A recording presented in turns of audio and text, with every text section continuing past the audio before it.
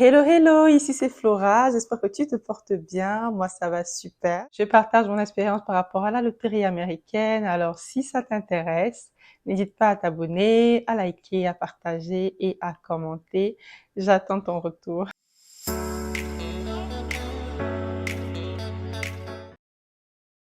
Mon premier boulot c'était à Chipotle, c'est un fast-food mexicain. J'ai travaillé, j'ai donné mon tout, j'ai fait pratiquement 3 mois là-bas. Franchement, l'ambiance n'était pas terrible. Ça s'est pas bien passé, je crois que j'ai été traumatisée. Euh, tout ce que je voulais, c'était juste avoir un endroit où j'allais bosser, où j'allais avoir le maximum d'heures possibles et où j'allais pouvoir économiser pour avoir acheté ma voiture et être libre de mes déplacements. Actuellement, par exemple, si je veux aller un peu plus loin à Atlanta pour trouver un boulot qui est beaucoup mieux payé, je peux parce que j'ai un moyen de déplacement. Mais à l'époque, je ne pouvais pas. Donc, j'étais obligée de supporter ce qu'on me faisait, essayer avoir de l'espoir que non, les choses vont s'améliorer et tout. Donc, juste pour faire très bref, j'ai été recrutée pour l'ouverture d'un nouveau de leur restaurant. Ça s'est pas bien passé parce que le manager n'a pas bien managé. Il avait un style de management tellement bizarre et l'entreprise a commencé à chuter et les heures ont commencé à chuter. Donc, en fait, j'étais devenue même leur employé de week-end. Parce que ici, il faut savoir que les gens n'aiment pas travailler le week-end. Les Américains ils n'aiment pas. Quand ils vont toujours dire que non, je suis pas disponible samedi, je suis pas disponible dimanche, je ne suis pas. Parce que le week-end, tout le monde veut avoir son week-end, quoi. Tout le monde veut se reposer et tout. J'étais en quelque sorte liée de manière affective. Donc j'ai mis le cœur, j'ai mis les émotions, j'ai mis les poumons. Donc pour moi, chercher un autre boulot malgré tout ce qui se passait, le fait que je n'avais pas les heures et tout, c'était un peu compliqué.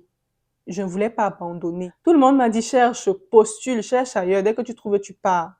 Mais m'étant fait lier d'amitié avec certaines personnes dans l'entreprise qui me disaient que non, ça va s'améliorer, machin. On est en train de vouloir faire que les ventes grimpent. C'est parce que les ventes chutent on ne donne pas assez d'heures aux employés. Moi aussi, j'étais là, je mettais le cœur, je mettais les poumons que non, on va s'en sortir. On va s'en sortir, Seigneur.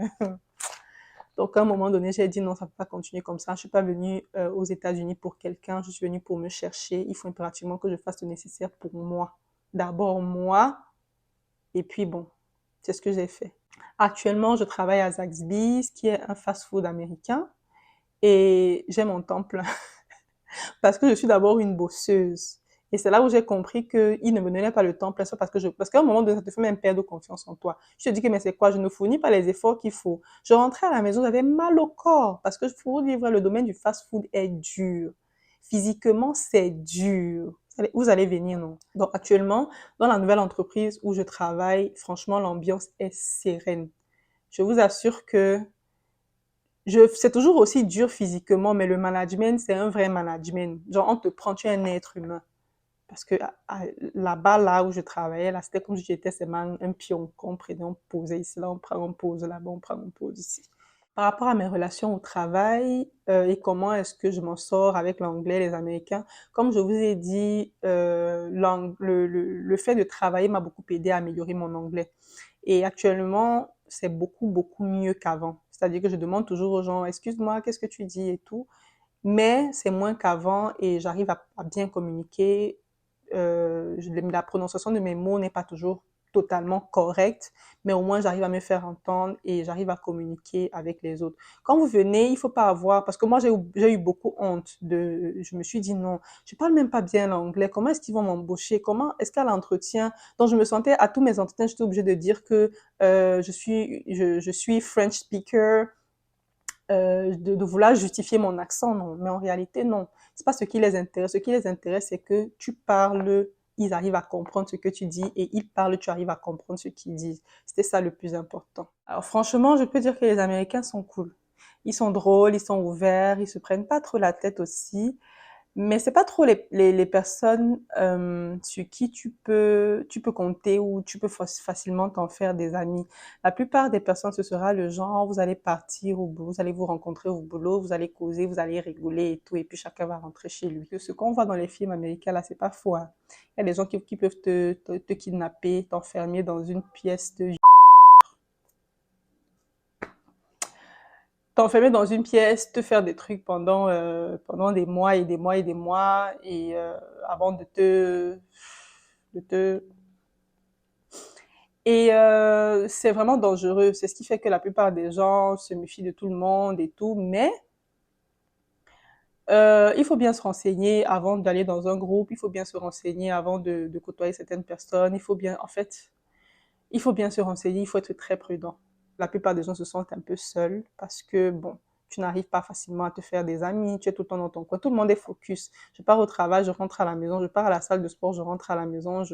Donc, si tu n'as pas une famille ou une communauté à laquelle tu peux t'accrocher, même la dépression peut même te prendre. Et beaucoup de personnes passent par des étapes dépressives ici. Il faut qu'on se dise la vérité. Parce qu'ils n'ont pas de famille, ils n'ont pas de communauté, ils n'ont pas d'amis. Donc, les journées sont sombres. Ici, pour avoir des amis sur qui tu peux compter et qui peuvent compter sur toi, du genre bango bango, comme on dit au Cameroun là, il faut chercher longtemps. Donc, si vous arrivez, vous trouvez une personne sur qui vous pouvez compter, vraiment ne lâchez pas la personne et ne foutez pas tout en l'air parce que souvent on a tendance à accuser les autres alors que nous-mêmes on est foutifs. Mais quand vous arrivez à vous intégrer dans des communautés, c'est trop fun, c'est fastoche parce que il y a des personnes qui vont faire leurs anniversaires, vous invitez, vous vous mettez aussi bien, vous portez vos vêtements du dimanche, vos jolies robes de soirée. Et ici on s'habille par thème. Donc quand tu es dans des communautés que tu connais des gens, c'est ça, les anniversaires, même les wake-keeping, les veillées pour les personnes qui sont mortes, il y en a. Il y a des petites activités qui peuvent vous permettre de vraiment sortir la tête de l'eau, de vraiment penser à autre chose, de penser à autre chose que vous, vos problèmes. Les gens me demander que côté relation, on a entendu que non, c'est difficile et tout et tout. Si vous êtes une femme et que vous savez vous mettre en valeur, on va vous draguer.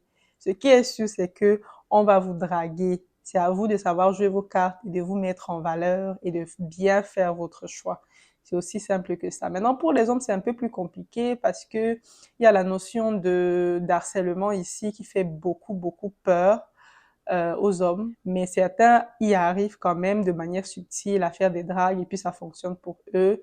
Et ils finissent par se mettre en couple. D'autres n'y arrivent pas. D'autres ont fait 2 ans, 3 ans, 4 ans de célibat.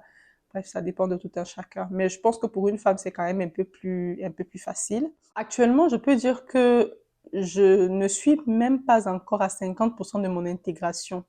Parce que vu l'état de la ville dans laquelle je suis, le fait que je ne sois pas dans une communauté, le fait que je suis encore, moi j'estime personnellement que je suis encore à la première étape de mon intégration qui consiste à avoir ces 2 pieds sur terre, à avoir une entrée des revenus stable pour pouvoir réfléchir à l'avenir.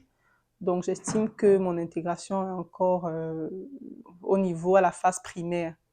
Mais bon, j'ai pu vous partager ce par quoi je suis passée jusqu'à présent pour vous faire comprendre que ce n'est pas évident, mais si vous avez un support, si vous avez une communauté, si votre famille d'accueil vous tient la main, ce sera relativement facile. Peut-être que je vais vous parler de mon projet. Je vais encore bien y réfléchir, mais c'est ça quoi. Il faut réfléchir à son projet dès les premiers mois ici, réfléchir comment faire pour l'implémenter. Vous savez que tout projet a besoin de carburant, besoin de fascio.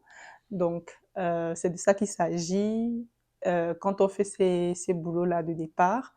Et ces boulots-là, justement, nous permettent d'avoir le carburant nécessaire pour poursuivre notre plan, le plan pour lequel on est venu s'installer aux États-Unis. Voilà, c'était tout pour aujourd'hui. J'espère que la vidéo a été instructive pour vous. N'hésitez pas à poser des questions, n'hésitez pas à commenter, à partager, à liker pour me donner de la force, bien sûr. Prenez soin de vous. Gros bisous.